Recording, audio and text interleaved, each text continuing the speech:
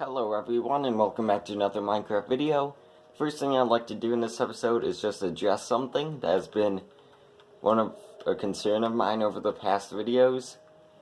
My videos are going to be getting better with every video because, practice and stuff. But I will try to make the clips shorter and not dwell on things as much. So today will be a better episode. Last time we built this amazing tunnel on the other side, and today we're going to do even more underwater work by adding several more structures and more pipelines underwater. And it's going to look like a maze of some sort, which is pretty cool, but it's just going to be an epic ocean base. So the first thing I need to do is gather resources. We're going to need glass and concrete, and in terms of resources we have some glass but not enough at all, and we have some concrete but not enough either. So I guess this means that I'm gonna have to go up and gather some more resources for this. I think I'll gather sand first. So let's start the episode off with an early time lapse over by the sand biome. Hello everyone and welcome back to another time-lapse chat. In this time I would like to actually chat about the time-lapse. So you can see that I'm in third person for the first time, and the way I did this is I just used a separate account to go into Minecraft and then run into creative mode just so I could get an overhead view. Hello everyone, I'm back at the starter base right now, and you saw from that time-lapse that was a pretty quick time-lapse, but I got all the sand here.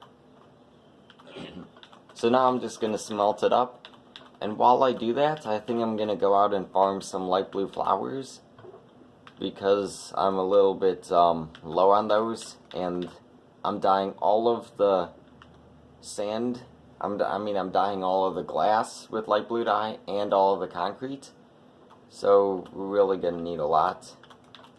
So let me do this for a while, and then we should be able to start on the base. The underground sections. Alright, I just have one question for you guys. Do you think that this is enough glass? I mean, I have, let's see, that would be 18. I have almost 20 stacks of glass. That should be enough to do the whole project. But then again, I still don't know. Also, I've decided to make also had to move some stuff over to make room for all the glass. So anyways, it is now time to start work on the project. For today, we're going to be building 4 domes underwater. Where am I going? We're going to be building 4 domes underwater, and they're all going to be identical to the main one. And then we're going to have tunnels connecting the 4 of them up in a square. So I think it's going to look really quite cool.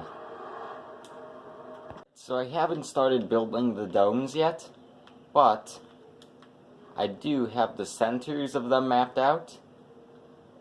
Well, this one's gone, but you can see off in the distance there, you can see that little 2x2 square of blue concrete. This is the center of one, and then I have a center placed over there and on that side. And over here you could see just how much of the ocean floor that I've had to remove, and this is one of the pieces of 2x4. I think it's here, I'm not sure. And there's a guy with a trident. Great. Since this area is lethal, I'm gonna stay away from it for a minute, but just clearing out this space, and I still have more to clear out. That took about a half hour total, so you can see just how big of a project this is. And I think it's best I get away from those drowned. Alright everyone, I've run into a little bit of a unique problem here. So you can see that I have the first 2 rings laid out for the domes. And what has happened is I've actually run out of sand.